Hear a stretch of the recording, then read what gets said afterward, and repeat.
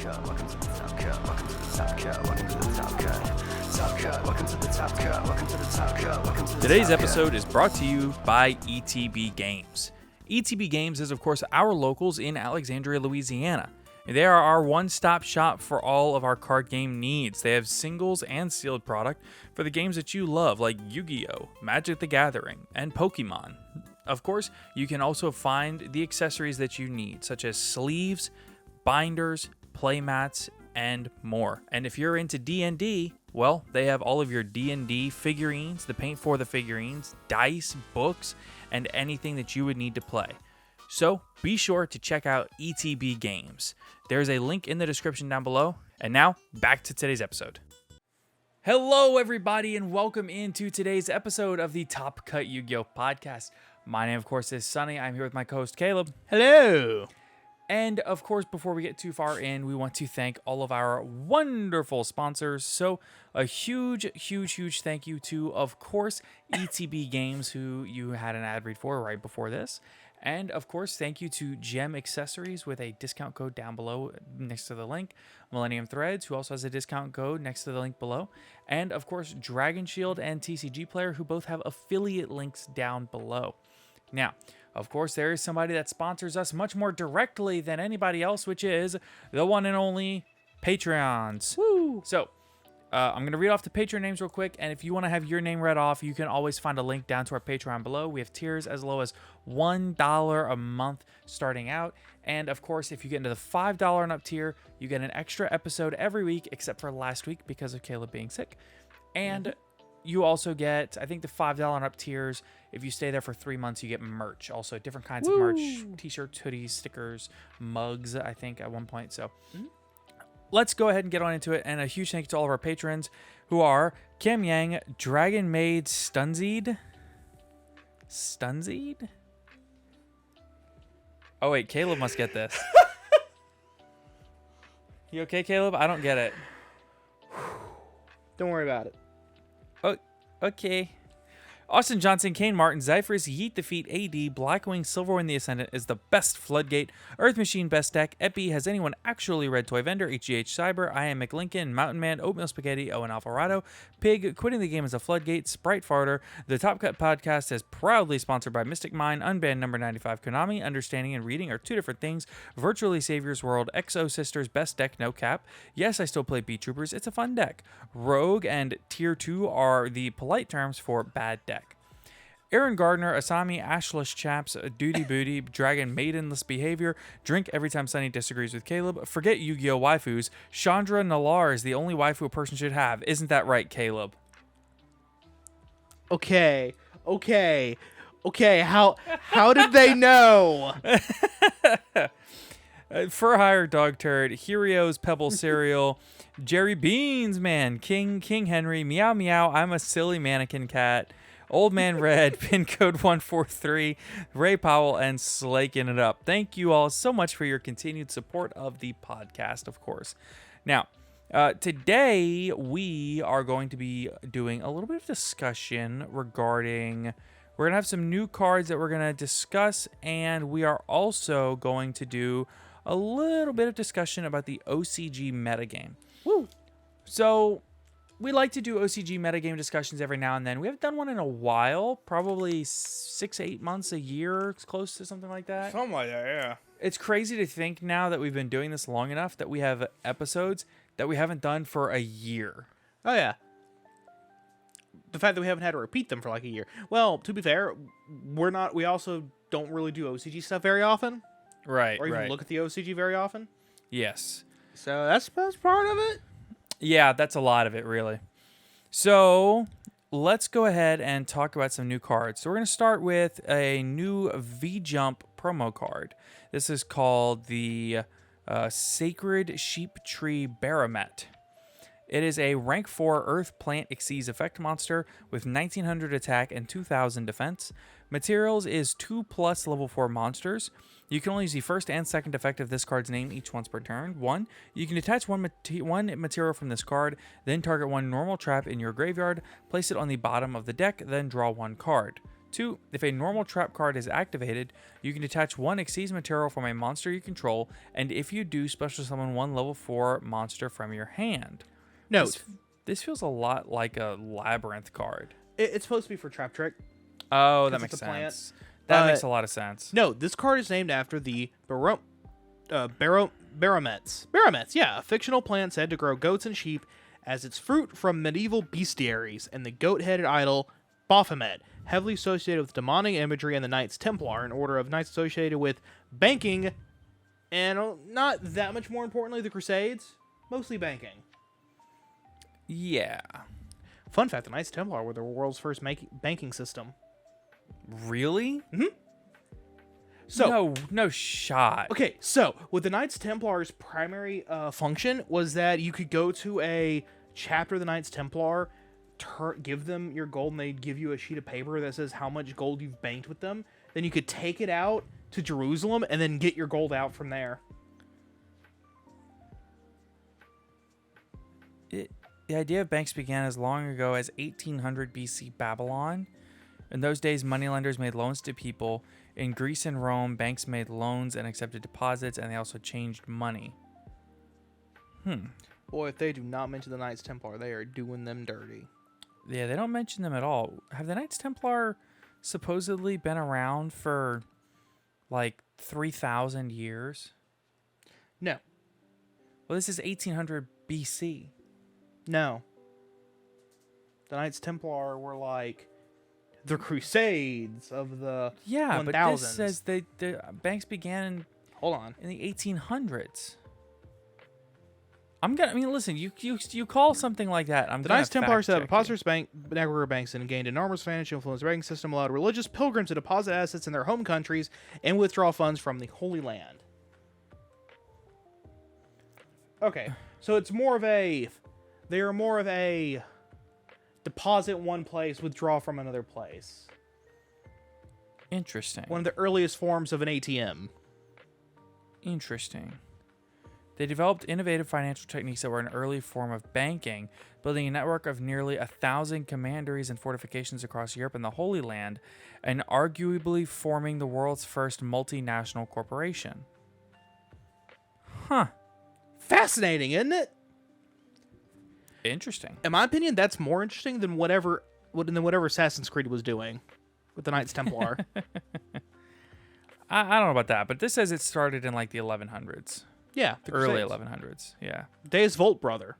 Okay, well, regardless, this feels like, I guess it's Trap Trick support, which goes into our next set of cards, which is cards from the new Trap Trick structure deck. Woo! So, it's just like us to go to talk about Yu-Gi-Oh cards and end up talking about the Knights Templar. Part of that is entirely due to me being a cesspool of completely useless knowledge. I wouldn't call it a cesspool of useless knowledge, just a wealth of useless knowledge.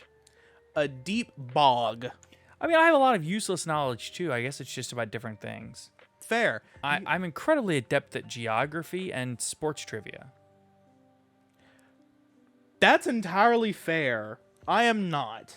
Yeah. Hold on. So you're a swamp of knowledge? I'm a bog of knowledge. So like really close, but not quite the same. Bingo. And overall useless to do things with. I think the difference is pH level.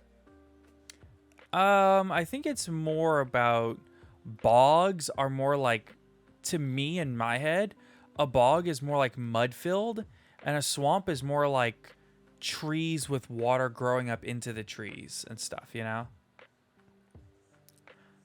The difference is that bogs have peat moss. Okay, yeah, so it's like soft ground. And swamps don't have any ground. No. Swamps have ground. They have mud banks. Okay. But literally, if you introduce peat moss into a swamp, it is now a bog. According to a cursory Google search.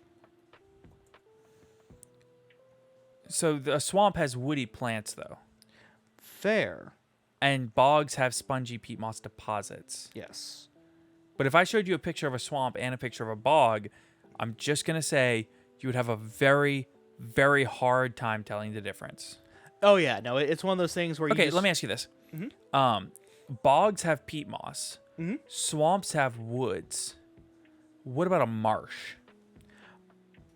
Okay, so I think a marsh would have less like trees, Uh-huh. but more grasses. Okay. That's fair. But like grass doesn't really have like a solid ground. You know what I mean? Yeah, Like the yeah. kind of stuff that they run airboats over? Exactly. Gotcha. Okay. So like planes over the water. There's a fourth type that goes in this, by the way. It's called a fin. A fin? In a nutshell, they're all different types of wetlands. Are you on the Dixon County Conservation Board website? No, I'm on a different website that's about A like fen. Yeah. They're fed are peatlands and are fed by groundwater, Okay, here. which makes them less acidic than bogs. Marshes are nutrient-rich wetlands that support a variety of reeds and grasses, while swamps are defined by their ability to support woody plants and trees. Bogs are characterized by their poor soil and high peat, while fens have less peat and more plant life than a bog.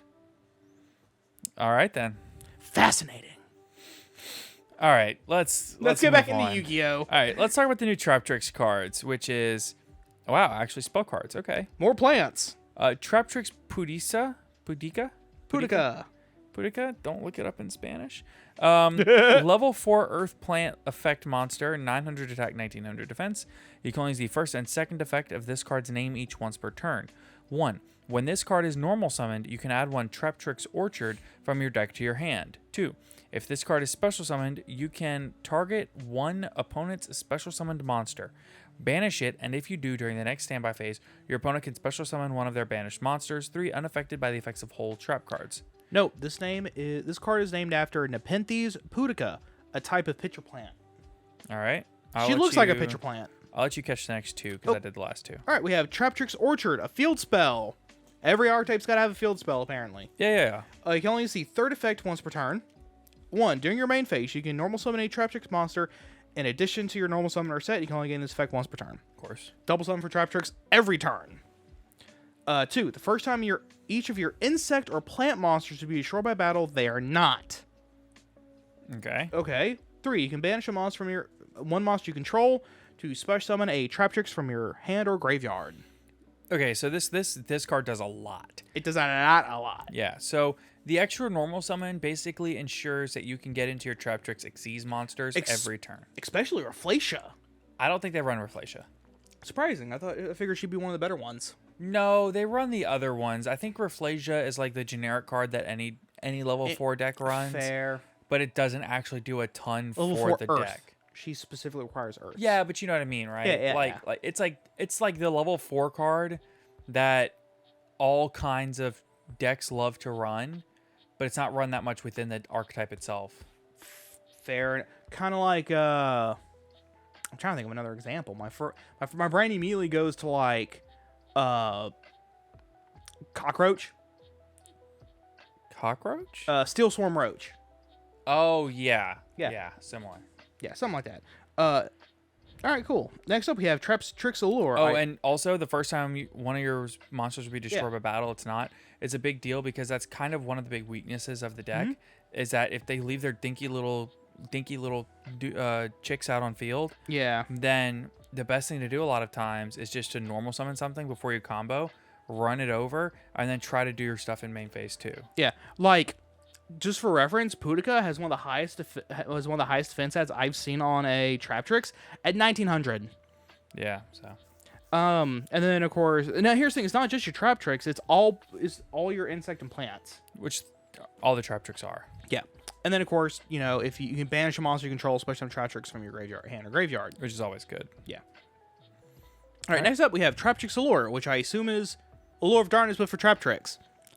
Normal close. spell. You can only use the first, second effect of this card's name each once per turn. 1. Discard a level 4 plant, insect, or plant, or a normal trap. Draw 2 cards. Very similar. And also very playable in a deck like Labyrinth. No, it is, because it's a level 4 plant or insect or a normal trap. Draw 2 cards. Yeah. 2. You can banish this card from your graveyard. Target one of your banished level 4 insect or plants, or one of your banished normal traps. Place it on bottom. Still playable. Yeah, this card's it's a solid card all around. Yeah, and then of course it'll also have reprints of all the Trap Trick stuff. Yeah, Ganlesia, Vesculio, Godarla, Kumungus, Resonance Insect. I'm not reading any of them off. No, those are just the big ones that I was going to mention. I cannot handle some of the Traptrix names. Gravedigger's Trap Hole is also going to reprint. Alamaris, Kulara, Power Pack's going to have Sarah in it. She's kind of expensive. No, I don't think she is. She used to be. I don't think she is. Fair anymore. enough. I haven't looked at her in 5 ever. Yeah, it's just another card now. Listen, last time I looked at Sarah, Reflatias were expensive. Yeah, so Sarah got a reprint in Magnificent Mavens, actually. Got it. So the secrets are still $15, but the ultra rares are like $1. So But yeah, like last time I looked at her, though, Reflatias were expensive. they are also not expensive. Anymore. Yeah. All right, so now let's hit these last 2 cards. These are from the Zexal and Vrain's cross-character cards. Yes. So basically, it's where they took an archetype from Vrain's, archetype from Zexal, and just gave them both a card that works for both of them. Yeah. That's also a fusion of them. It's kind of cool. So the first one is Last Hope Numbers. This is a normal spell card, and it is always treated as a Galaxy Eyes card. You can only activate 1 card with this card's name per turn. 1, pay half your life points, then target 2 monsters in your graveyard. For the rest of this turn, after this card resolves, you can only special summon monsters from the extra deck once, not counting this card's effect. Also, special summon both targeted monsters, but their effects are negated, and if you do, immediately after this effect resolves, XC summon 1 number monster using only those 2 monsters. Cool. It's a combination of course, the Galaxy Eye stuff, but then it's also kind of what the Onomatopoeia deck was trying to do. Sort of, yeah. It's just a Zexal deck. It's a Zexal card. Next up, we have Bullet Coder, or as it's going to be translated to in the TCG, Rocket Coder. Level 4 Dark Cyberse effect monster, 1700 attack, 300 defense. You can only use the first and third effect of this card's name each once per turn. 1. If a Cyberse monster you control will be used as link material for a Code Talker monster, this card in your hand can also be used as material. Yeah, we've seen those. That's pretty Busted. 2. If this card is used for the link summon of a Boral monster, it is treated as a dragon. good. Yeah, of course. 3. If this card you control would be used as link material for a Boral monster, you can also use a dark monster in your hand as material. That's insane. That's a really good card for Dragon Link that's not even a dragon.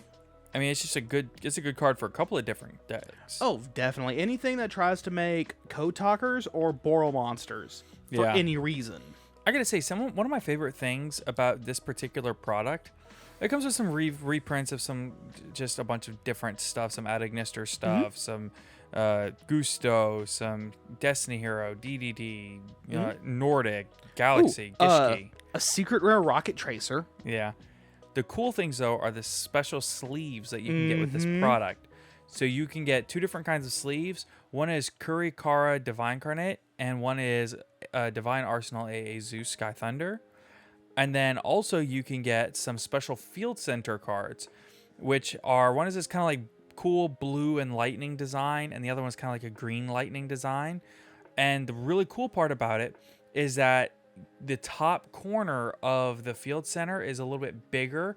That way it can be used as a deck divider too. On top of also being a Field Center. Right. And I have one of these that is made like this. And it's extremely handy. And then the boxes are cool too, and it comes with some cool dice and stuff like that. So, all right. So, with all of that said, let's get on into the OCG meta. Oh boy. Let's see what's happening over on the other side of the pond. Before we do, we should mention the TCG event that happened this weekend. Ooh, definitely. So, over the weekend, we did have the YCS starts with a D. It was in Germany. Oh, I just looked at the name not a minute ago. Well, now it's gonna bother me. Yes, it is. Let's see, YCS Dortmund. Okay, so we had YCS Dortmund, Germany this weekend, and not surprisingly, the event was dominated by Ishizu Tearlament. So, when we look at the overall representation numbers for the full, I think it was 2,500 participants. Yeah. Very big event. So you have 28% Ishizu Tearlament, 14% Sprite, 10% Fluanderese, 5% Branded Despia, 3% Exosister, 3% Tear Lament, 2% Draco Slayer, and 35% Other. Now, as far as the translation to Top Cut, this tournament did cut to top 64. And for your top 64, you have 71% Ishizu Tear Lament. Still tier 0. Yes. 11% Fluandereeze. 6% Sprite or Sprite Tear Lament. 3% Runic. 3% Madolche. 2% Draco Slayer. 2% Naturia Runic. 2% Mystic Mind Burn. And that was your entire top cut. Yep. So basically you had one apiece of Mystic Mind Burn, Naturia Runic, and Draco Slayer. 2 Madolche, 2 Runic, maybe 4 Sprite Tear Lament. Yeah. Maybe 7 or 8 Fluandereeze, and then everything else is just Ishizu tier. Yep. Yeah, the deck is very, very tier 0. It's not even like It's not a a question. Yeah. I am glad to see the Madolche in there though. That's really cool. So I do want to mention a little bit, and a huge congratulations to your first place finisher. And I hate to say this, I don't know his name. It wasn't posted really anywhere that I can find. Yeah. I do know that there was a little bit of a squabble in top 4 with the time rules. Ooh. Yeah. But Ooh, some drama. Spill the tea. well, I know this tea's lukewarm because it's probably been hours now, but and by the time this comes out, it'll be 2 days old. yeah. But so essentially, Josh Schmidt, who Josh Schmidt won. He won the previous YCS that was in the UK or in the EU, which I believe was YCS. Gosh, this is gonna bother me now. He just won a YCS like like a month ago. He won a YCS. There's a lot of people. I know. It's gonna bother me now. Oh well, it's Josh Schmidt won a YCS Utrecht, Oh, okay. I believe. So, yeah, YCS Utrecht. All right, so Josh Schmidt, who is a 3-time YCS champion, who won YCS Utrecht of just literally 3 or 4 weeks ago now. And he's in top 4 at this YCS Dortmund, which is, I mean, we're talking 3 or 4 weeks later, which is an incredible back-to-back performance. Yeah. So he is playing in top 4, and in game 3, his opponent played his. People are saying that his opponent, who went on to win the tournament, his opponent played his turn kind of slowly, checked his graveyard multiple times, things like that, when he had nothing that he could do, and then passed turn to Josh. And then time got called while Josh was in his draw phase, when he had more than enough monsters on board to go directly into battle and attack for game, and he would have won. But Josh, in his eternal graciousness, posted on Twitter afterwards, also, I do not feel I got robbed in top 4 at all. I misplayed game 1 so badly and deserved to lose because of it. In the moment, it sucked because without time, I easily win that game 3, but it's part of the game. Nerves got me in game 1, and I got punished. We try again next time. It is an incredibly humble response. It's an incredibly humble way to approach the event and the final minutes of his run. And I do want to give credit to him for getting top 4, and also credit to the winner for toughing out such a huge event and winning it all. Heck yeah. I'm almost positive it was a Shizu tier that won the event. Again, I haven't really seen any of the final coverage because EU YCSs, they normally post the full deck breakdown as well as the top 64 breakdown, but they don't really post the top. This time they didn't post top 32, 16, 8, 4 at finals and champion. Normally they post all of that, and they just didn't this time. They were probably just busy, things like that, a lot going on. But Ishizu tier is still very much tier 0 here, and one of the cool developments that we've seen is the Shizu cards being splashed into other decks as well, like Madolche, which is, I think, an incredibly cool innovation. Oh, yeah, because they're all Earth Fairies. Right. So, Also, like the one Vernalizer. yes. Vernaself, my bad. Vernaself. Yeah. Now, we did have another YCS this weekend that most people aren't going to realize happened, which was YCS Championship Series Japan in Osaka. This was held over the weekend, and this event had 3,000 participants, Yep. which is an insane number. Now, let's talk about the format. This event was best of one. Oh my god, what? There was no side decking. This event was best of one. They had the entire event in one day. There was 7 rounds of Swiss for 3,000 people. And then they did top 64. And they did all of it in one day. Oh my god. This sounds horrible for so many reasons. Hey, they pulled it off, though. This is horrible. Okay, so first place at this event was Flew Under Ease. No side deck. It makes sense. You could say that. Keep in mind, this deck is built a little bit differently over there. So you have 2 Empen, 2 Ryza, 2 Berry Setcher the Stormwind, 3 Rubina, 3 Eagland, 1 Stree, 1 Toucan, 2 Dimension Shifter because Shifter is semi-limited over there. 3 Max C, and that's your monster lineup. You have 3 Quick Play, 1 Field Spell. The Field Spell is limited. Yep. 1, I guess this is not the Trap, but there's like a continuous spell card that looks like a sunset. Yeah. 3 Extravagance, 3 Duality, 2 Prosperity because Prosperity is semi-limited. 3 Swords of Concealing Light. That kind of makes a lot of sense, actually. It's just going to set your opponent's entire field. It just books your opponent. That's all it's there for, is to book your opponent's entire field. And then you can get into your Ryza and send things back to the top of their deck. Man, that's a nice field and a gate you got there. It'd be a shame if I was just to book the entire field. It's amazing.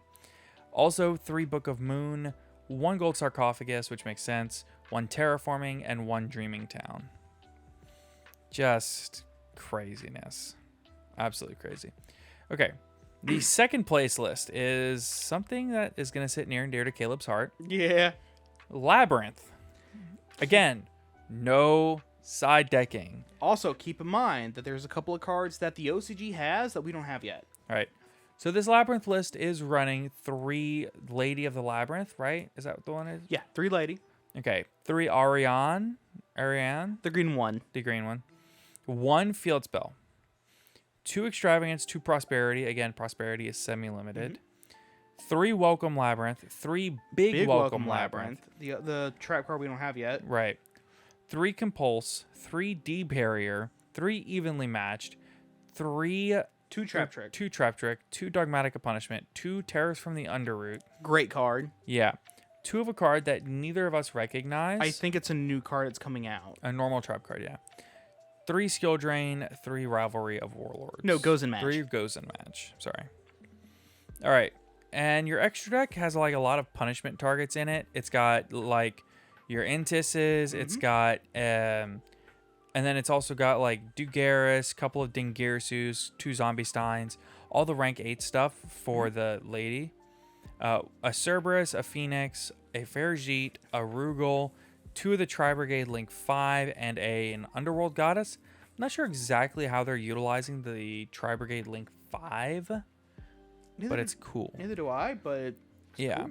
And also Exciton Knight, which I think is an incredibly cool tech. Oh, yes. In the year of our Lord 2022. 2022. Yeah. Next, you have Kshatri Tier Limit, which is actually the best deck over there. Kshatri Tier Limit, it didn't win, but, I mean, in top 8, you have 1, let's see, 2, 3 of the top 8. And Almost we're missing half. And we're missing a few lists. And Yeah. that doesn't count the other Kshatri lists that are here. Yeah. So, Okay. You have 3 Kshatri, Fenrir, 2 Unicorn, 2 of another one. That's the water one that I don't quite know the name of. That might be Tier limit Kshatri. yeah. That's what it is. Then you have 3 Rhinoheart, 3 Sheeran, 2 Havnus, which is semi-limited, and 3 Merly, 3 Ash, 3 Max C, which makes sense. Then you have a field spell that I think that actually looks like Kshatri tier limit. Not sure. Or tier limit's Kshatri. It's in Japanese. We can't read it. Yeah, it's all in Japanese.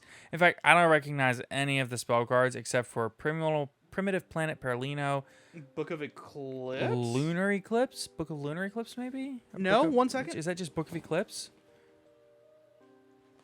Yeah, that's just regular old Book of Eclipse, it looks like. Is it really? If that's just regular old Book of Eclipse, that's because then it would flip all your monsters back face up if they get flipped face down. Surely that can't be that big of an issue. All face-up monsters on the field to face-down defense position.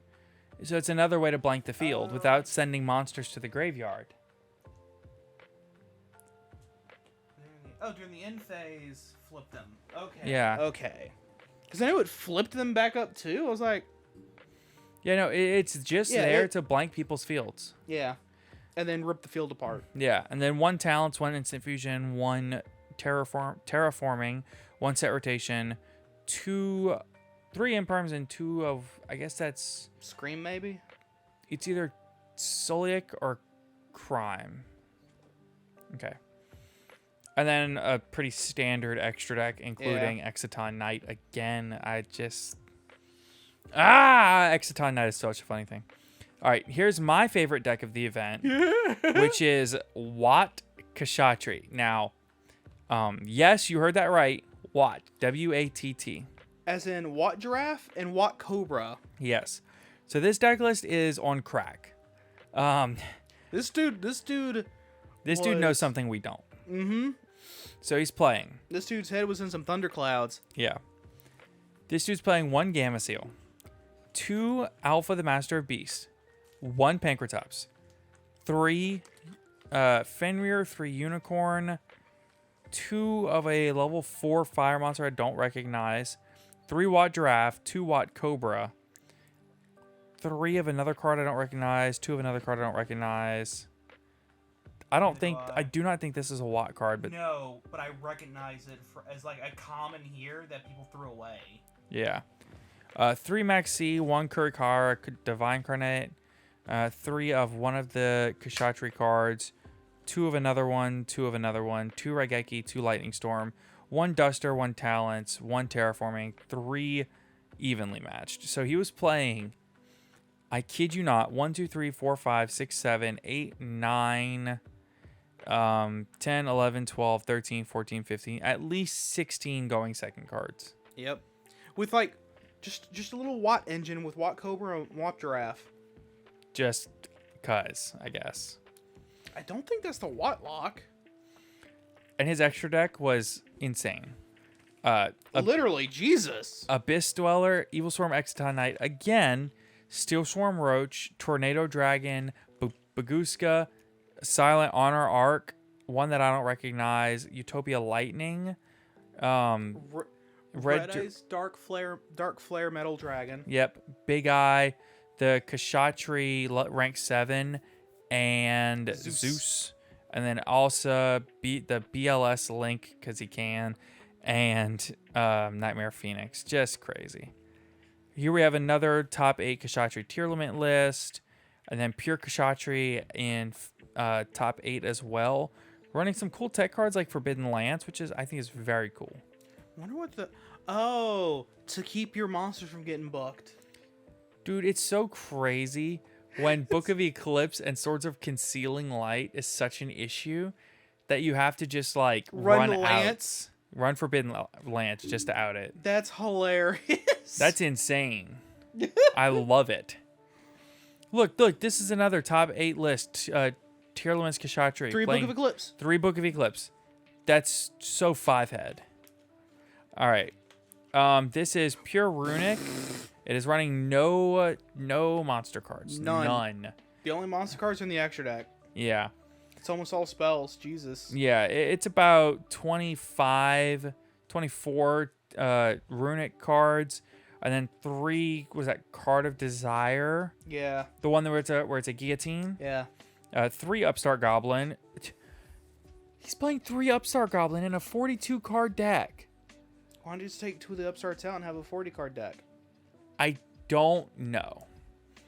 And then 3 Duality, 2 Extravagance, a Terraforming. Oh no, that's Desires. Desires, yeah. It's 2 Desires, dude. Terraforming. Wow. 3 Skill Drain and 3 Drowning Mirror Force. Insane. People are just crazy. And we have some more top 16 list. More Kshatriya tier limit, more Kshatriya tier limit, and a Shizu Kshatriya tier limit, which is crazy because a couple of the Shizu cards are limited over there. Dinomorphia Kshatriya, which is running a grand total of 3 Teresia, and that's the Dinomorphia engine. It's all they need. Yeah. And then like 3 Dinomorphia trap cards, and that's it. But this deck can run Shifter, and he's main decking Winter Cherries. Oh my god. I guess he can't side it. Just absolutely insane. Just insane. It's so chaotic. I love it. The whole format over there is chaotic. I love it so much. Just, I'm a book your thing. Well, I'm a Forbidden Lance my guy. Well, I'm going to blah, blah, blah. And it just is, it's a whole lot of, I'm going to outsmart your outsmarting of me outsmarting you. Yeah. Okay, so we do also have a full metagame breakdown of the last week of the format. So this report tabulates the 107 top performing decks from 21 tournaments that were held in Japan, China mainland, Malaysia, Singapore, South Korea, and Vietnam in the last week of October. So this information is about a week out of date, but we'll get another one soon. So the metagame breakdown. 65% tier limit. It is tier 0 over there still. But not by much. Yeah, but 16% of it is Kshatriya. Which Yeah. Kshatriya tier limit is a huge amount of this. Yeah. 5% Labyrinth and 15% other. So you have 69 tier limit, which is 45 Ishizu Kshatriya tier limit, 20 Kshatriya tier limit, and 4 Ra Ishizu tier limit. So 69 tier limits, very nice. 17 Kshatriya, which is 15 pure and 2 Dinomorphia. So, okay, all right. So of the 65% tier limit, you actually have all of the Kshatriya tier limit are within that. All right. And then the Kshatriya is separated by Kshatriya and Dinomorphia Kshatriya. So overall, you actually have 37 plus 45, 82 Kshatriya engines. Which makes Kshatriya as an engine tier 0. Yeah. 5 Labyrinth, 3 Sprite Gishki, 2 Runic, 1 branded Bestial, 1 branded Bestial Despia, 1 Bestial Luna, 1 Evil Twin, 1 Fluandereeze, 1 Grass tier limit Thunder Dragon Punk Bestial. Couldn't pick an engine, so he decided to play them all. 1 Kshatriya Bestial Buster Blader. Which engine are you playing? Yes. 1 Kshatriya Scareclaw, 1 Lightsworn, 1 Megalith, and 1 Tribrigade Lyrilusk in the year of our Lord 2022. Which for them is basically the year of our Lord 2023. Yeah. As far as our meta is concerned, anyway. All right. It's our meta, but not. It is a possible future of our meta. Yeah. So I would like to just put out there kind of the mental thoughts behind some of the decks. So tier limits. So a lot of them are running the BLS Link 4, which can be summoned using Kshatriya Fenrir and tier limits Kshatriya, giving it the ability such that your opponent cannot target it with card effects. Also, it cannot be destroyed by your opponent's card effects. Yep. And many players were caught out by it in the initial weeks because their builds weren't prepared for it. So it was just murking people. Yeah. Similar to how Crusadia Avermax, if you don't have a way to handle it right now, you're going to get got. Yeah. It's one of those cards that it's definitely one of those cards that can very easily get you if, like, it's not a card you want to encounter and have to scramble to come up with something to out it. Yes. You're gonna fail. Yes. So, in the Kshatriya tier limit deck, what you'll see is some players have cut out Keldo and Medora from the main deck, choosing instead to run Ghost Mourner and Moonlit Chill.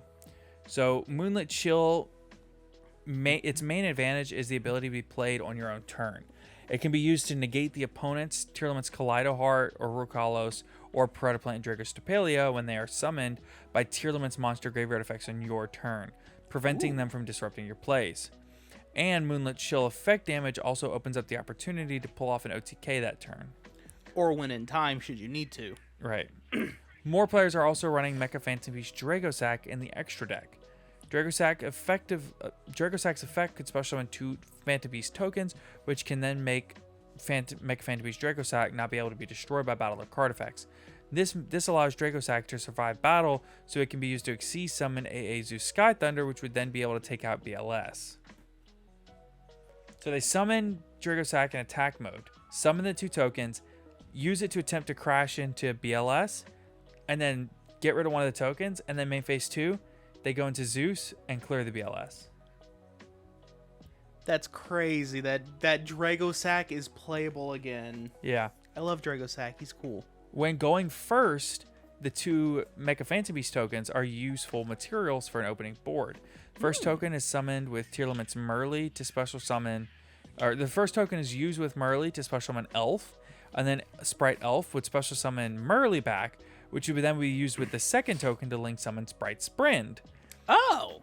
And then during the opponent's turn, when another monster is special summoned, Sprind can be used as disruption by detaching an Xyz material from Dragosack to bounce a monster on the field back to the hand. So it's an end board. Synergy.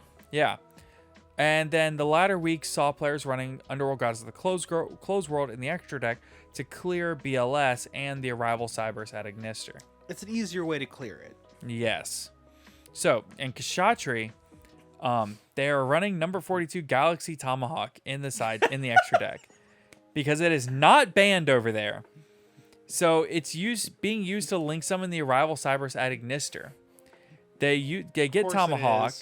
They see summon it in the extra monster zone, and its effect would special summon 5 Battle Eagle tokens. Then Galaxy Tomahawk and 4 Battle Eagle tokens would then be used to summon IP Masquerena, Link Spider, Security Dragon, and then together with the last Battle Eagle tokens, they are used to summon Arrival Cybers at Ignister. Oh my god, a 1-card Arrival Cybers. Yep. God, I'm happy that card's banned. I know. Some players have also been digging deep into the ancient cards, such as Mushroom Nam number 2 and Metal Morph for surprise techs. I knew about Mushroom Man, but Metal Morph? Yes, but these gimmicks did not stand the test of time, and their effectiveness immediately drops off when the competitive scene is aware of them. So, for those who don't know, what they would do is that you would go through your whole combo line with Tearlament without normal summoning. You would, or Kshatriy Law, then you normal summon the Mushroom Man. In phase, activate his effect, pay 500 to give it to your opponent. Yeah. Now then they're in their standby, they burn for 300. Now they have a monster on board, so they can't summon any of their Kshatriy Law monsters. Yep. It's hilarious. Now, at the end of their turn, they can pay 500 to give it back to you. But it's during the end phase. Yeah. I don't know I don't get the metal morph. Okay, well, let's read Metal Morph and see if we can come up with the reasoning. It gives you an attack boost, and it makes you immune to spell cards. Okay, so Metal Morph. Target one face-up monster on the field. Equip this card to that target against their attacking defense. If it attacks, it gains attack equal to half the attack of the target during damage calculation only. Okay. It was in the anime it made you immune to spell cards. Well, to spells. I cannot come up with a reason that they would be playing this at all. Oh, the attack gain. Maybe it's because when it attacks, it gains half the attack. It basically makes it able to clear literally anything, I guess. Just about. I don't know. That's a weird one. Yeah. All right. So let's do some mailbag questions. What do you say? Yeah. All right. I don't know if we did these last time, so I'm going to kind of fly through some of these. All right. Ooh, gotta sneeze. Ooh. If Bill Belichick played Yu-Gi-Oh, what deck, historical or current, would he play? Oh, the Ultra Athletes. The UAs. Yo, that's kind of a big brain thought. I'm not even gonna lie to you. I was thinking something along the lines of Spiral because it's like very good, but it's very boring. Listen. I could not tell you who that guy is, but when I heard the name, my brain went sport ball. I knew you were about to say sport ball. Ultra I knew you were about to athletes. say that. All right. Would you rather judge a Tier Shizu mirror or eat a McRib? Eat a McRib. Caleb, unironically, very much enjoys and likes McRibs. Mhm. And I'll be honest, I do not dislike McRibs, so I will also take the McRib. To be fair, there's not a lot of food I don't like. Yeah. Is Crawler scientifically the best deck? I have bad news for you. Scientifically, No. if you're talking about the individual scientific mechanics or the scientific inspiration behind crawlers, Then still no. yes. What? No. Crawlers is one of the coolest designs and name inspirations. Other than that, no, it's garbage deck. Caleb, you can't give people hope. You have to rip off the Band-Aid. You have to rip off the Band-Aid. It is the most scientific deck. No. No, it's not. What's the most scientific deck then? Chemi Critters. That's fair. It's more more of a specific. Gee, what is chemistry? Hold on, but that's a specific. Take a shot, drink every time Sonny disagrees with Caleb. Yeah, that's more of a specific discipline of science. Chemistry. Okay, what is crawlers then? That would be like, oh yeah, that would be biology, which is still fair enough. Actually, in that case, they're equal. Cool. Equality among the disciplines. Be sure to get your humanities in. You Okay. need humanities if you're a scientist. Magical Scientist FTK. That is not science. That is black magic parading as science. All right, what do you think has been the toughest deck to pilot? Recently? It doesn't say recently. It just says Oh, toughest deck. I don't know. I mean, Ishizu Tearlament's way up there. Yeah, it's a very five-headed deck. Let me tell you. Yeah. Personally, I think that some of the more intricate combo decks we've seen throughout the game are kind of tough to pilot. Oh, like the Cyberstein FTK that uses like Reprodocus and Well, not even that. I mean, something along the lines of like Infernoble or fair. even Eldritch and Adamancipator at that time. Yeah. Decks that it's just there's so many different ways to get to combo. If I had to pick a singular deck though, it would probably be Shizu Tearlament because there's just so much going on. Yeah, potentially. Just in the like you activate one card and during the resolution, all kinds of things are going to go on. And I will also say, if you play mirror matches of some of the best decks of all time, I'm talking Ishizu Tier, Dragon Ruler, Plant Synchro in around 2011, even Goat format, like Yeah. actual Goat control.